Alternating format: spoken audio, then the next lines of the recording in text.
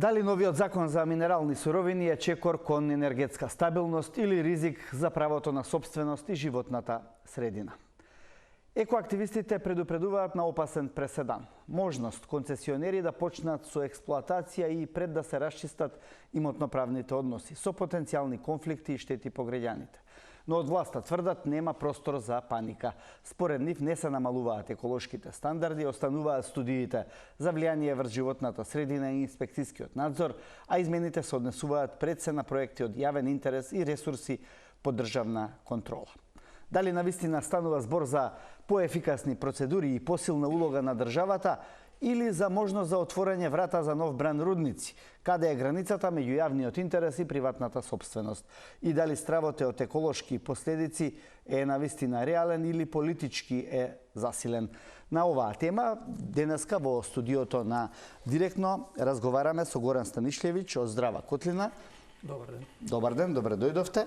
Марина Томова од Changemakers for All, попознати со Спас за Дошница, попознати за јавноста се разбира. Ѓорѓи Ѓорѓиовски од Спас за Прилеп. Добар ден и за вас. Добре дојдовте сите во студиото.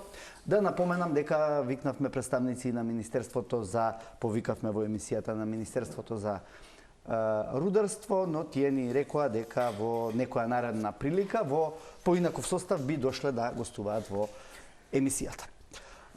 Господин Станишлевиќ, остро ги критикувавте измените на законот за минерални суровини. Зошто? Вие најавивте можност да почне да се работи пред да се решат имотноправните односи. Нас не секира брзината, хитноста на промената на законот. Која беше потребата преку ноќ да се донесе предлог за побрза постапка, да се донесат тие промени кои ќе овозможат полесно отварање на рудници? Тоа ни кажа дека некој многу брза да отвори нешто преку ред. Која е клучната забелешка што ја истакнувате за овие измени? Што сакат да го скратат времето. Значи, добро, тие велат поефикасно управување и можност за експлоатација. Што е толку ефикасно? Кој ќе му дозволиш да копа, тоа е многу ефикасен, да прекопа, да уништи. Да, но дали вие спорите со потребата да се копа воопшто или со потребата да се брза во копањето? Секој рудник е голем загадувач. Сега ние знаеме дека ни се потребни суровините и тие доаѓаат од рударството. Ама има рудници помали, поголеми, има за мермер, за песок, за камења. Ние во Струмица имаме за фелспат што работи добро. Имат некои проблеми со прашина блиските села, ама не е толку страшно. Кога се опрашање рудниците за металични суровини, кај нив е страшно. Тие продуцираат покрај уништувањето на земјиштето, покрај девастацијата на природата, тие продуцираат големи количини опасен отпад и тој отпад останува трајно на локалното население. Рудникот ќе заврши со работа, ќе си отиде, локалната власт мора да го одржува јаловиштето. Нема сигурно јаловиште. Тоа мора да се одржува, мора да се... И сега се шири некоја фама дека единствен спас на Македонија е отварање на нови рудници. Чекајте малку. Економски. Економски, да. Чекајте малку, ако сме четврта економија во Европа по пораст, без нови рудници, зошто ни треба таа пропаст? Има толку други гранки во економијата што можеме да ги форсираме. Македонија е позната по земјоделски производи, увезуваме храна. Тука е поле да се активира владата, да направи нешто да извезуваме храна, да произведуваме повеќе. Нели е штета ние да увезуваме? Томова, власта тврди дека не се олеснуваат процедурите, туку се прават поефикасни. Дали секоја ефикасност автоматски ја толкувате како ризик? Јас не сметам дека не се воопшто ефикасни, како прво. Што спомна Горан, која беше итноста на овие 5 пратеника да го поткренат прашањето по брза постапка, да се донесат овие измени на законот, што имат чекор 1, 2 и 3, се оди право на чекор 3, без право на експроприација прво оди, па после тоа давање на концесија, па експлоатација. Која е нивната итност е прашањето, зошто сите од истата политичка партија гласа за измени? Значи, прашањето се отвори тука. Зошто таа итност? Ние сакаме да се сретнеме со нив, иако ова е големо предавство од самите пратеници кои што се избрани, кои што се слуги на народот, кои што се само вработени, ние го објавивме тоа, државата е бизнисот. Ние граѓаните сме собственици, а тие се вработени и можат да бидат отпуштени во било кој момент, доколку прекршуваат некакво правило. Во врска со родниците, каде сме ние со родниците што ги имаме сега во моментот? Ние не можеме да се споредиме ни со Конго и Замбија, кои што имаат 25% или 14% од добивката на самата експлоатација. Ние имаме 1%, 2% или 4,5%. За процентите воопшто не станува збор. Кај нас не е решено сегашните рудници, не е решена проблематиката и загадувањето што ги имаме сега. А они, еве премиерот, имаше друг новинар рече, века премиерот гарантира дека ќе биде заштитено, ќе се превземат сите мерки, градоначалникот на Крива Паланка и ќе инсистира. Со што гарантираат и инсистираат? Ние прашавме, гарантирате со ваш живот и имот, финанси, со што? На збор со што за гарантира? Еве, Крива Паланка, воздушна линија од Гевгелија е 119 километри. Воздушна линија. Еден ветар да дувне, прашувајќи мене, започнувајќи од мене, што мојот син често, еве сега во моментот од вчера е, пак веројатно одиме на кај бронхопневмонија, што сме често закачени на апарати. Јас го мислам кога кажам за моето или за нашите деца, тие веќе тоа не го мислат. Ние не сме компетентни прво да имаме рудници и да ги поседува и државата, да бидат државни, да кажеме, така, да има бенефит само Македонија.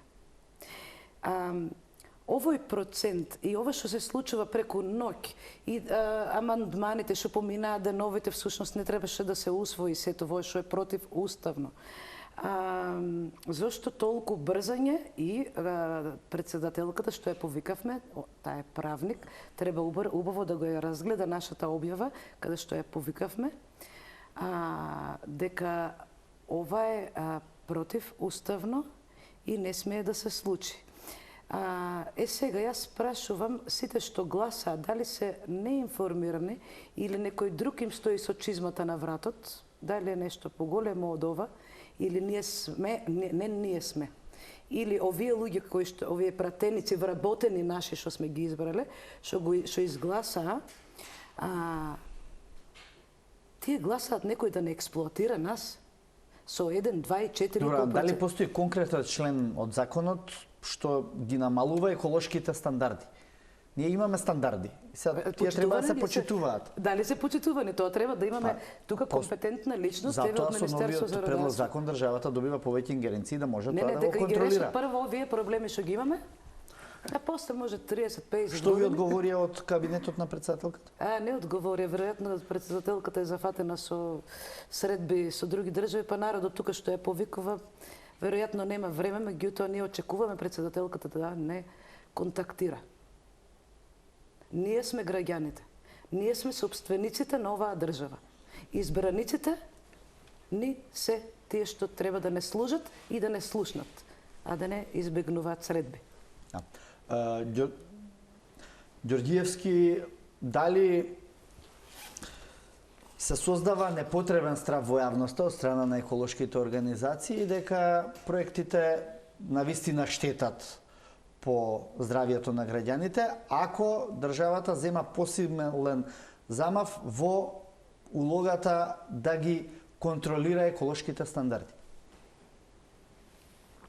Како прво, ќе ги истакнам своето жалење што не го видовме представникот кој ни беше најавен од ресорното министерство. Јас би сакал да ги видам тие очи во живо кога кажуваат сладки бајки.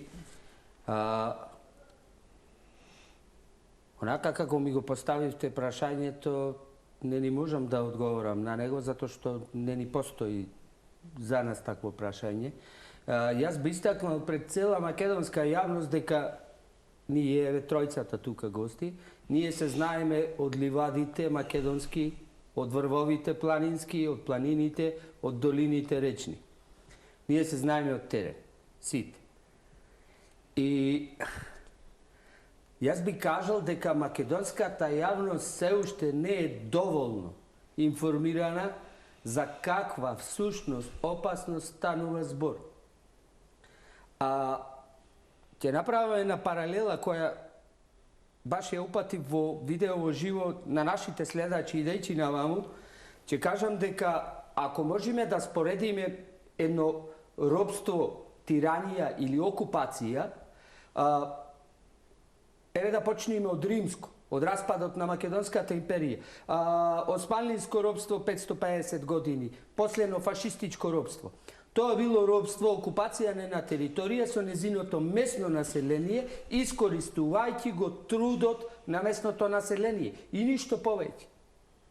Но свеста на луѓето било таква каква што било и тоа било како што било. Но сега станува збор за нешто многу поопасно, каде ни се нападнати директно ресурсите, без кои не може да живее ни едно живо суштество, вклучувајќи растенија, животни и ние, човековите битија. Можам да нагласам тука дека како член на Зелена народна стража, ние во октомври минатата година бевме на Севалкански сојуз, имаме склопено сојуз, каде присуствуваат сите држави од регионот. Истото движење по шема од А до Ш. Истиот напад на реки, на планини, за руда, значи апсолутно истото. Така да оваа сладка реторика јас лично не ја ни прифаќам. Како било што било. Овде се работи за еден многу посуров план. Добра, вие мислите дека овие измени што сега се носат се вовед во тој план или озборувате генерално и за претходните потези? Овие измени кои сега се носат, сето злосторство, јас криминал да го наречам, би било така лесен збор, ќе стане легален. Она, доколку нашите гледачи се запознаени дека за нападот на Бехтел и Јенка врз Македонија беа сменети ад-хок во движење, исто како ова сега што се смени, беа сменети 9 закони, од кои мислам дека 3 се косеа и со уставот наш. Сега, овие 9 закони кои се сменија за Бехтел и Јенка, ова сега значи за сите. Дали мислите, Станишлиев, дека сега ова се прави за познати инвеститори или едноставно се менуваат законите затоа што според образложението на предлагачите тоа ќе доведе до поголем ред во функционирањето на рудниците? Затоа што е хитна постапката, тоа ми дава индиција дека тие ги знаат веќе. Знаат некои инвеститори што ги притискаат. Им гори, сакат веднаш да отворат. Инаку, на претходното прашање што беше до колегите, дали ќе има подобри нормативи, подобра заштита, рудниците по самата своја природа се загадувачи секаде во светот. И во Шведска, што има, и во Австралија, тие се загадувачи, тоа е јасно. И се прави компромис. Дел од територијата се уништува заради јавното добро. Македонија има премалку територија, премногу рудници и сакаат да отвараат нови. Тука е проблемот. Значи, било кои норми, било какви стандарди, кои ќе му дадеш дозвола на рудник за бакар да работи, ти му даваш дозвола тој да ствара опасен отпад, што е отровен. И во енормни количини. И после со него мораш да управуваш. кој ќе напушти фирмата, мораш со него да управуваш. Конкретно за нашиот случај во Иловица, некаде околу 500 хектари ливади и шуми треба вечно да бидат уништени. Трајно. Згора на тоа, на нивно место останува копот со отровно езеро на дното и јаловиште со 210 милиони тони опасен отпад, хидројаловина. Нема технологија што може да го избегне тоа. Секаде во светот е исто. Зошто ние да дозволиме тоа да се прави?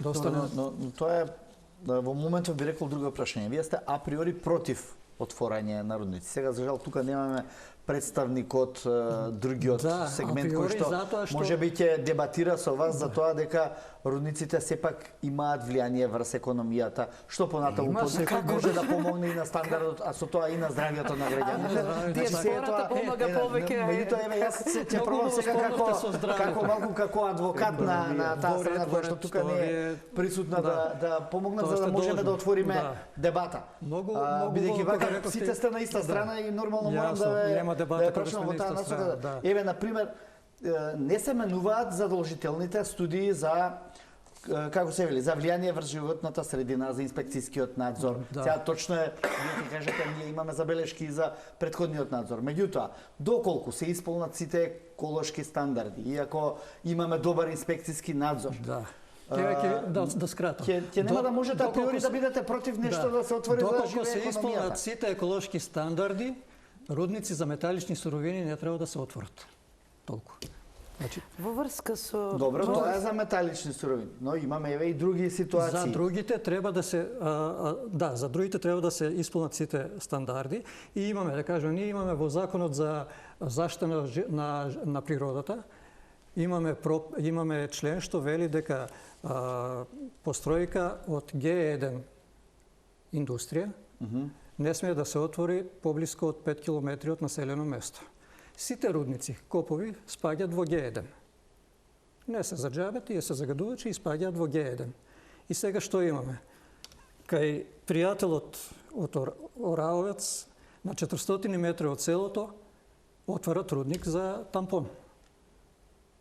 Тоа е спротивно на нашите закони. Тоа рудник или ископ? Секој ископ е рудник. Добро, еве. Спаѓа во Г1. И каде сме сега? Но не е за металични... Не зборувам за металични. Суровини, Сите рудници се во Г1 загадувачка индустрија. Спаѓаат во Г1. Во закон за заштита на природата имаме дека на 5 километри од населено место не смее да се отвори нов капацитет од Г1 загадувачка индустрија. Значи, по тој закон, на 5 километри од населено место не смее да се отвори. Еве го прекршува тој закон. Луѓето се бунат, ги прават Значи, не е проблемот во законот, туку во недовербата дека тој закон ќе се спроведува, односно дека институциите ќе реагираат. Институциите сега се ограничени, лимитирани. Еве, можеме да викнеме инспектори кои што нивни казни се пишани и пикнати во фиока и се избркани од канцеларија на одредени личности. Тука станува збор за нешто многу поголемо. Друго, со овие проценти, ние сме гласот на граѓаните, се работи за нешто многу поголемо. Еве да кажем со овие 1 до 4,5%, пак ќе ги спомнам Конго и Замбија, што имаат многу повеќе проценти, еве и 50% да се. Овие што гласаа, им плукаат на луѓето од диаспората во лице, кои што ни носат по 600 милиони евра плюс во Македонија. Колку ќе допринесе тој 1%? Друго, Македонија е на трусно подрачје. Рудници не смее да има. Друго, инспекцијата, како што кажав, колку инспекцијата има моќ и колку е моќта над нив, над моќта, кога ќе се поправиме ние во сите тие делови, Друго, штетата, пак ќе спомнам, Крива Паланка еве е многу далеко од Гевгелија, ама 120 км, така? Само една прашина од самите динамити, нели? Еве прашина од самата планина, нели? Прво треба да се исечат дрвата, па да се експлоатира. Кога ќе дувне ветер, ќе го сеќеме и ние. Така, ние сме диаметар... Сега да ви кажам, градоначалникот на Крива Паланка вели дека ќе ги прашаме граѓаните, ќе се сите овие еколошки стандарди ќе сако. Сега вие од Гевгелија викате ако дувне ветер од Крива Паланка, ќе имаме проблем. Мислам дека малку ми делува и неверојатно, дури и неоправдано овој страф. Ние сме многу мала држава, на 120 км, како не може да има последици? Не, ако не се плашат граѓаните на Крива Паланка, а колку зошто не се се информирани граѓаните? Јас прочитав еве вчера, граѓаните на Крива Паланка има 3 различни, тие не знаат како што разберам јас. Не знаат прво они се малку веќе убедени дека ќе има економски развој, дека нашите деца или ние ќе работиме во рудници, ќе има подобри плати, ама малку се плашиме, ама ние живееме од компирот, па ќе не можеме да садеме компири заради тоа што земјата, еве слушаме, луѓето не се информирани од Крива Паланка. Дали знаат рудникот постоечки дека се уште имаат последици од пред 50 години. Колку се и пак ќе кажам, градоначалникот вика ќе инсистира. И треба да има тој градоначалник барем некои подобри советници да го советуваат како избрана личност како да постапи. Со аргументи и факти дека така ќе биде. А гледаме дека не е така. Значи прво треба да се решат проблематиките кои што ги имаме, кои што не се решени 50 години, а и нема и што да разговараме, нема што да дебатираме. Значи рудници нема да има. Рудници нема да има. Значи еве мермерот го гледаме секој ден поминува од кај Гевгелија. Како тоа нема да има? Како? А како нема да има? Ако купи некој или добие концесија, ќе има рудници? Нема да има. Не е прифатливо, готово. Не, тоа друго не е прифатливо, меѓутоа сега да кажам... Начинот на кој што беше измените на законот... А вие имате ли конкретни сознанија, докази дека во Струмичко, Валандовско или Гевгелиско ќе се отворат некои нови рудници од овие што веќе се... Ова отвара пат за насекаде. Да се отворат рудници. Добро. Врати отвара насекаде. Ѓорѓевски, ајде да кажете ни малку што е проблемот со изградбата на патот Прилеп Битола, не Прилеп Битола, туку автопатот што треба да се гради, кој што е блокиран веќе 2 години, како што и претходно кажавте, или извесен период. Добро. Вие ќе ми објасните подобро. Зошто толкав отпор во време кога, да речеме, целата јавност вели ни требаат патишта, треба да имаме подобра инфраструктура и така натаму. Дали имате забелешки на проектот кој што беше направен, на компанијата која што тоа го изведува или на не знам на кој друг? Како прво и ние во станатото население од целата Крстец, Оревоец и Плетвар сме за автопатишта како и секој нормален македонец. Како второ, никогаш немало никаков спор со изградба на автопат и никогаш немало никаква пречка од ничија страна врз Бехтел и Енка или јавното предпријатие за државни патишта во нивните работи и исполнување и действија околу изградбата на автопатот Прилеп Битола. Станува збор Оревоечката битка, во која има блокада мај 26-та, исполнуваме 2 години. Нелегално, бесправно се влезени на само 420 метри до село. Под параванот нас ни треба тампон. Влегуваат во мермерна планина, под параванот нас ни треба тампон. Таму тампон нема. Таму има метар или 2. Тоа е оние првите слоеви, камен. Останатото долу е мермер. Факт. Нивната концесија граничи со рудник за мермер. Второ, на истата оваа концесија која е нападната, со минирање, некој ќе праша како тука има рудник за мермер, не е спорен. телевизија Алфа, тоа го продава. Такви лаги Добро, и ве молам нема сега го. за други медиуми да не зборувате Добро. тука, да, Не. бидете покоректен, ве молам. Се извинувам. Значи, ниеден од другите ископи не користи динамит. Овде се користи на само 420 метра преку 4-5 тони динамит во едно полнење. Сите куќи во село Ревоец, најблиското село, се тотално испукани. Селската црква е испукана со отвори по 5 сантиметри. Еден извор е пресушен. Јас носам овде вештачења од лиценциран вештак, и то од повеќе области, од хидрогеологија. Овде покажувам скица. Овде се 5 извори, каде најблискиот е на 197 метри, еден е уништен извор, а 5 околни се загрозени. Има уште, освен овие 5, уште 4. Тука вредно е да се спомене дека Прилеп е најпогодениот град со водоснабдување на питка вода.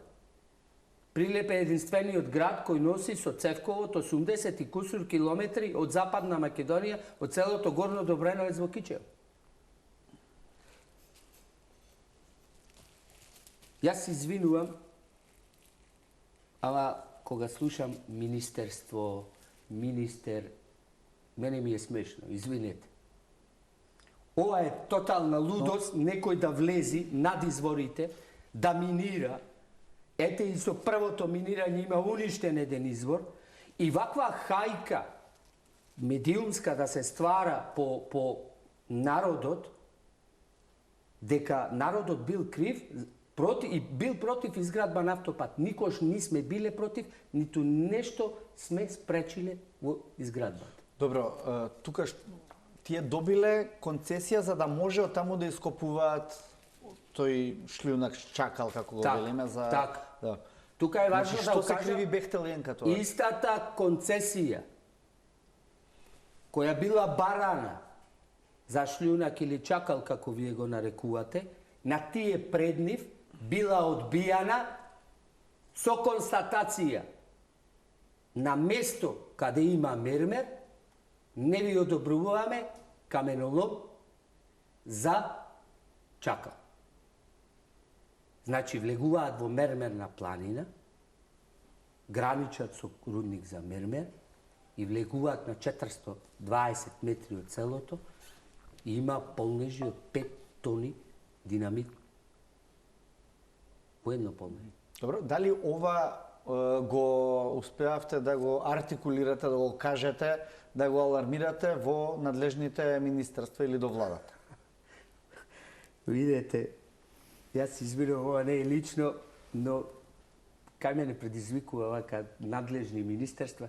Видете, кога зборуваме за некакви си министерства, за некакви чинови по рамењата, овде во нашава Македонија, која ни е претворена од држава во криминално-профитерска територија, малку смешно е. Ние сме реагирали на секаков начин и секако, но ние за нив не постоевме до пред отварање на хајка медиумска пред 3 недели. Ние не постоевме. Тие изменија 9 закони, кажав, повторно ќе кажам, околу 30 косат со нашиот устав.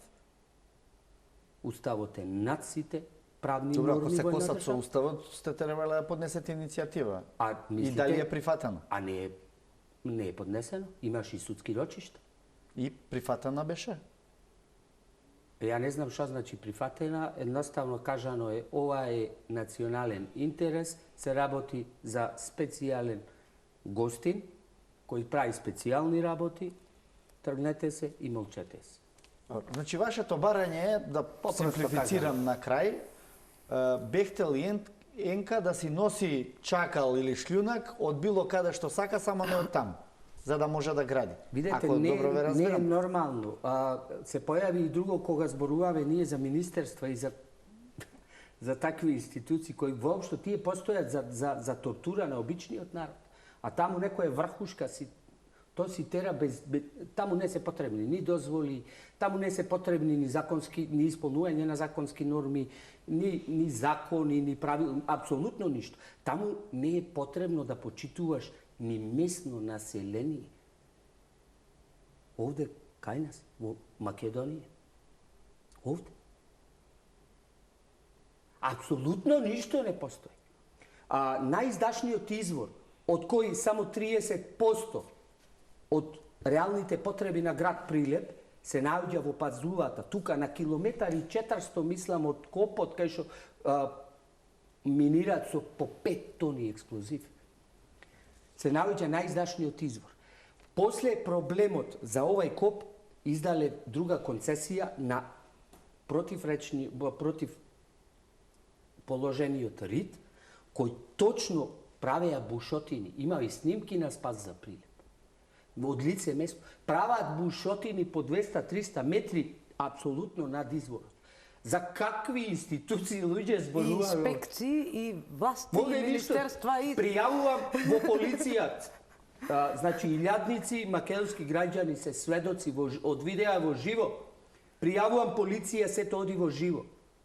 Добивам по порака, пошто барам порака од следачите. Мене цело село открши ме гледа со камери. Ние сме добро обезбедени. Копот се чува и со камери, и со жива стража, народна стража. Затоа што друг инструмент во оваа држава кој некој ни ја претвори во криминално профитерска територија, ништо не функционира. Народот мора да стани и да се одбрани. Значи да се одбрани. Од нашите? Не знам од кој. Добро, да. Точно. Благодарам. Ќе направиме куса пауза за рекламни пораки.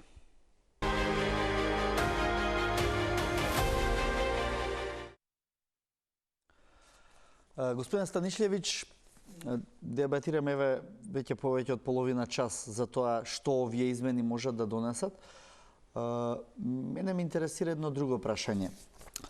Дали мислите дека со ваков тип на измени се дава всушност предност на јавниот интерес, а не обратно, бидејќи државата зазема поголем простор во кој што може да реагира? Или не и верувате на државата? Тука не можам да го сватам одговорот. Јас не верувам на дефиницијата за што е јавен интерес. Тука нели може да дојде, еве, приватник има земјиште, а државата сака заради повисоки интереси да го земе и јавниот интерес е да му се земе.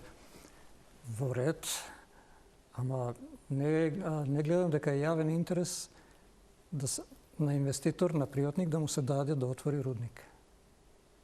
Тоа не е јавен интерес. Да уништи животната средина, местото каде што живееме.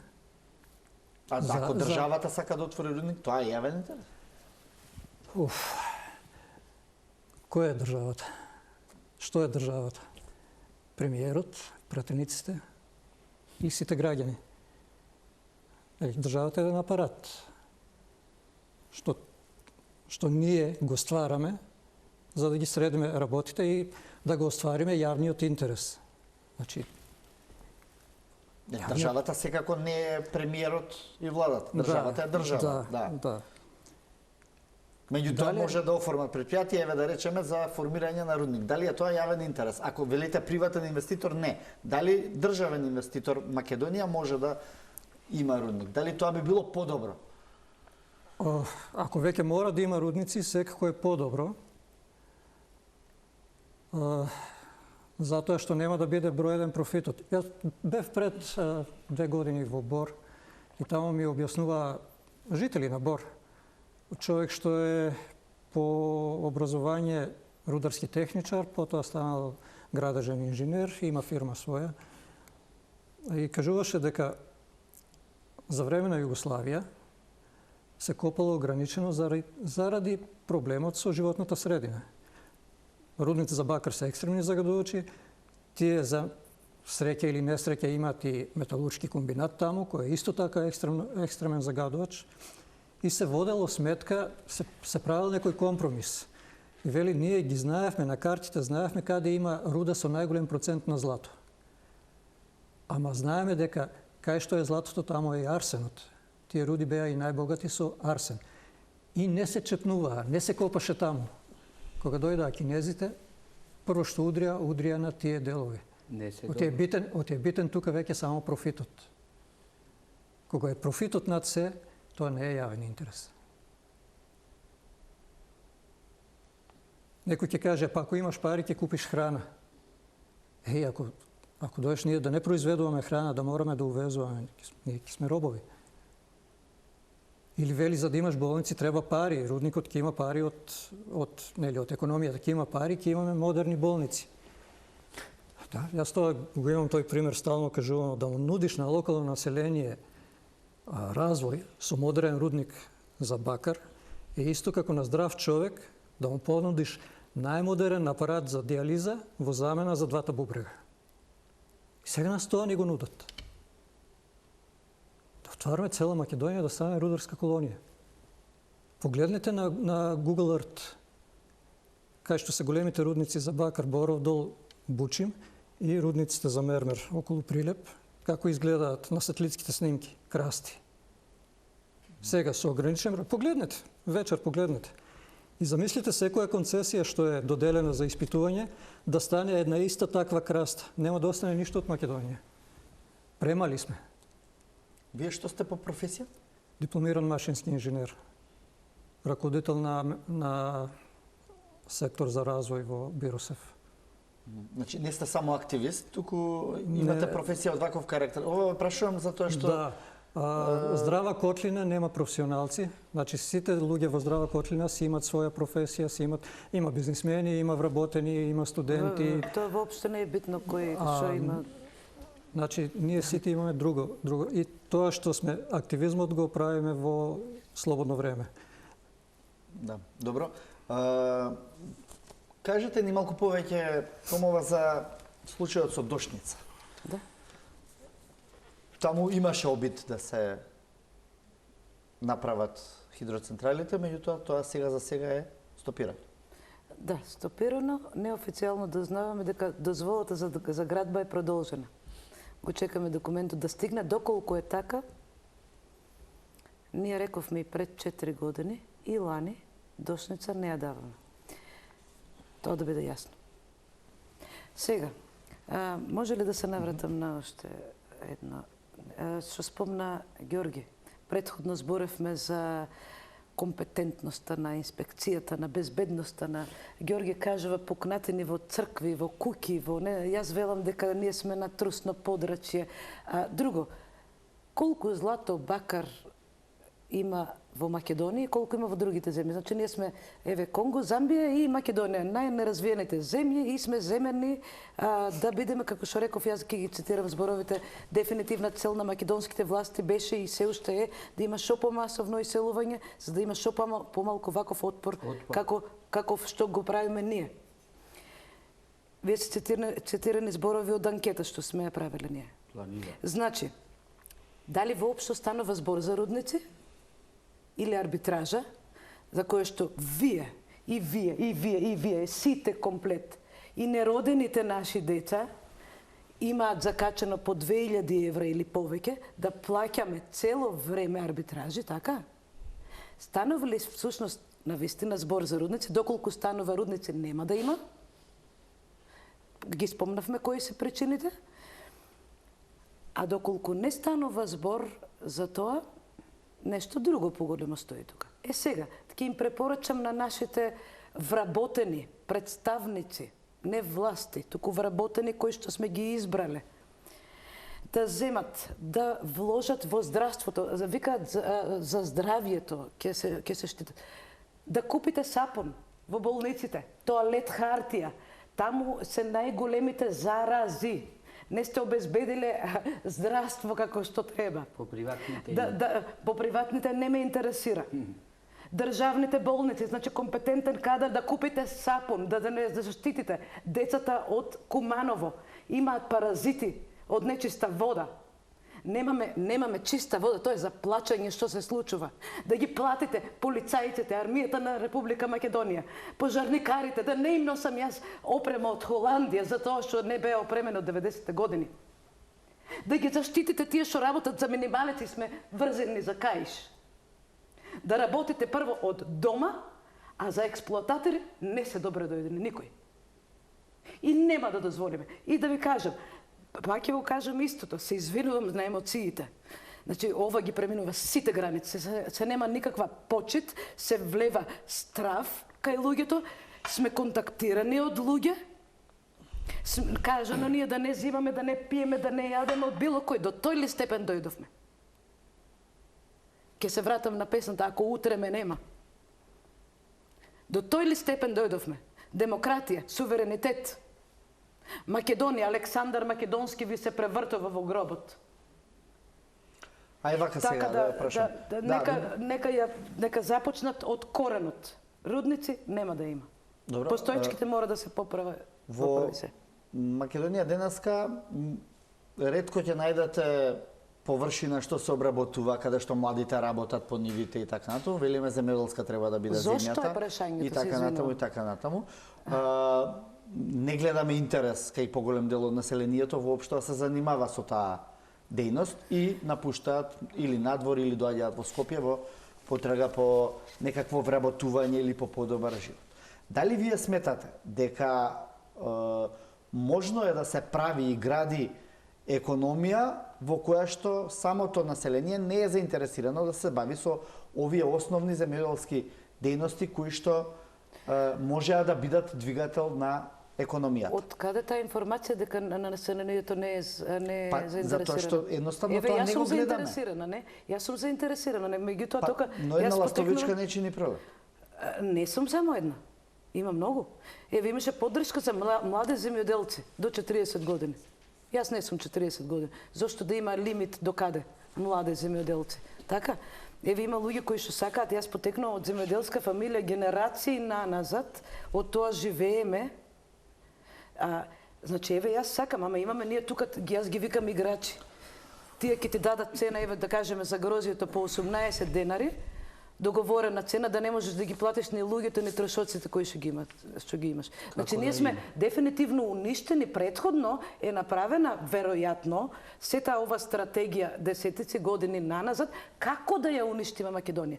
Ние сме тука како да ја подобриме Македонија и доколку на нашите така наречени власти или вработени кои што сме ги избрале, да започнеме сите како да го решиме проблемот во Македонија заради тоа што ние можеме да опстоиме. Јас и од земјоделието, јас набдувавме цела Југославија. Од отпадот на мермерот можеме да живееме, тоа имаме го кажано. Јас купувам производи некни и се тргнах од маркетот импортирани зеленчуци. Значи, помогнете на земјоделците, започнете, како што кажавме, од здравство, заштитете не. Има ли економија без индустрија, Ѓорѓевски? Без индустрија, апсолутно да. Посебно за Македонија, јас сум така заговорник на тоа дека Македонија може да живее од туризам, пошто Македонија, јас сум работел во друга држава, иначе јас бев иселеник 17 години, си ја барав онај грам среќа што го бара секој иселен македонец, кој за жал ги има многу, не повеќе. Не бегаме ние македонците толку од финансиските лоши услови, колку за грам достоинство. Јас сум еден од нив, 17 години барав среќи. Видов дека незе ја нема. Иначе тоа ми беше муабетот, јас работев во туризам, со туристичка агенција, во туристички центар и знам дека имаме многу богат туристички пакет. Во тој туристички пакет, мајка Македонија нема само солена вода. Друго има се. Апсолутно. И многу побогат од бројни, не би било добро да правам споредба, од бројни држави. Ние имаме толку само археологија. Јас ќе кажам дека јас и еден повозрасен господин со име Тренчо Димитриевски во Прилеп, пред да почнеме да бијаме битки, да го одбраниме она што природата ни го дала, ние почнавме со екскурзии и идејата беше да правиме туризам доаѓачки, а не заминувачки, како што го вика. Значи да носиме странци.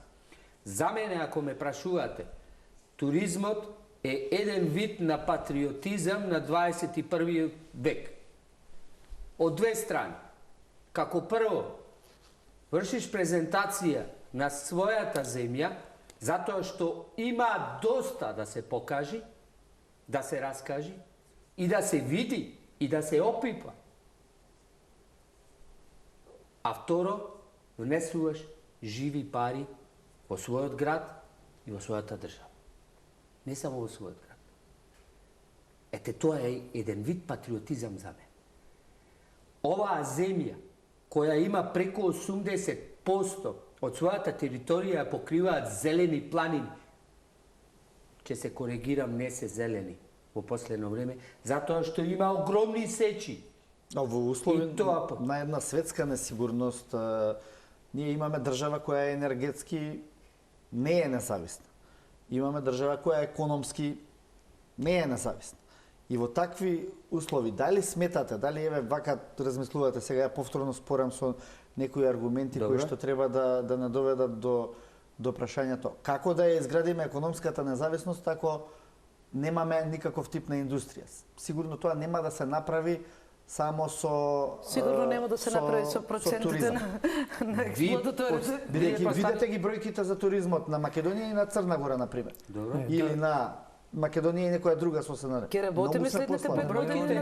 Не се лажни, него законските регулативи и оние што седат по фотелите на назначени места.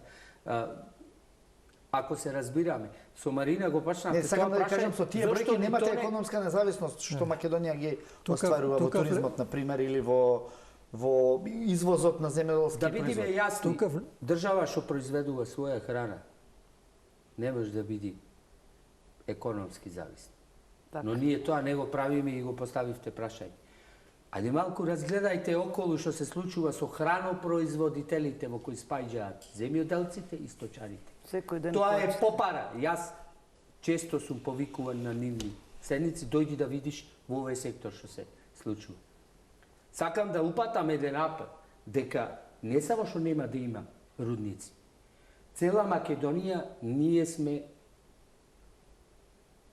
веќе во контакт сме одамна. Алармирани и работиме, не седиме. Тука се и земјоделците. Тука се и сточарите, со еден збор хранопроизводителите. Ова е убијано, систематски убивана нашата земја и е претворена, как повторно, ќе се повторам, во криминално-профитерска територија на неколку си клана. Ова нема ни дел држава моментално. Ова е продавање и сеење на магла, каде што функционира само криминалот на некои врхушки. Ние добро знаеме, направите една емисија со земјоделци, со сточари да видите како плачат. Нек ни бе во село Могила, Пелагониско, Битолско, поточно. Од она што го слушаме, тоа е плач се слуша од Галичник до река. Благодарам, Станишлевич, сакавте нешто, почувствував дека сакате да дебатираме во овој дел, што го споменав. Подлегнавте на наративот што го форсира рударското лоби дека има само две гранки, рударство и земјоделие. Не е точно. Измеѓу нив има многу други економски дејности. Тоа е едно. И второ, што спомнавте за запуштените земјоделски територии, тоа е точно, тоа е факт. Кој ќе погледнеш, јас сум малку повозрасен, се сеќавам како е било Струмичко поле на времето, немаше необработено парче, сега има зашумени грмушки, веќе се претварат некои делови во шуми. Има уште, добар дел од полето се обработува, ама има доста запуштено. Сега, сегашни земјоделци располагаат со добра механизација. Ако утре решат дека храната може да се продаде, а се продава, може да се продава, тие запуштени земјоделски површини кои ќе се изорат се многу плодни. Многу поплодни од тие што се работеле. Така е, Марина? Да, да. Јас не сум земјоделец, слушал од другите.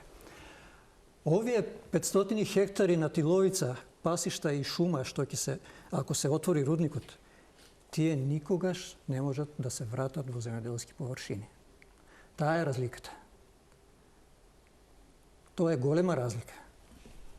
Значи, ние имаме потенцијал, да, не го користиме. Срамно е што не го користиме, срамно е што увезуваме храна. Интересен податок е, лани Македонија имаше најмал износ на храна во споредба со претходните години, а најголема во како пари, како вредност, најголема добивка. Значи, ние стално спомнуваме цената на бакрот расте, а никој не спомнува дека и цената на храната расте. Кога почна војната во Украина, на полиците не снема бакар, снема масло и брашно. Значи, нам ни треба храна, ни треба воздух, ни треба вода. Сето тоа се уништува со рудниците. Толку. Томова? Вие го имате еве завршниот збор денес. Рудници нема да дозволиме да има. Рековме зошто. Еве на радио сколкава е нашата земја. За жал нема присутни и ги очекуваме всушност да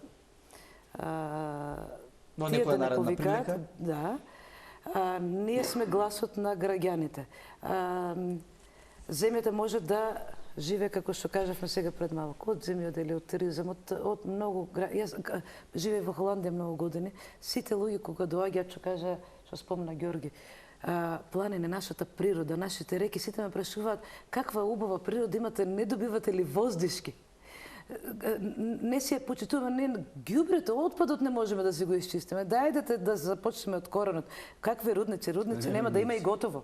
Значи, си имаат, препорачувам пак, еве, доколку им треба, еве, помош на нашите вработени, кои што треба да служат на народот. Еве, заедно да работиме. И ќе работиме и 5 години, јас верувам дека за ове 1.800.000 жители, или 1.500.000, не сме ни еден Солун, едно градче, можеме да просперираме на било кој начин во нашата богата земја. Томова Ѓорѓиевски Станишлевиќ, и благодарам што бевте денеска гости во Директно. Почитувани гледачи, тука е крајот на денешната емисија. Темата е интересна, ќе остане да ја обработуваме и во наредните емисии, а вие останете со нас, следуваат вестите.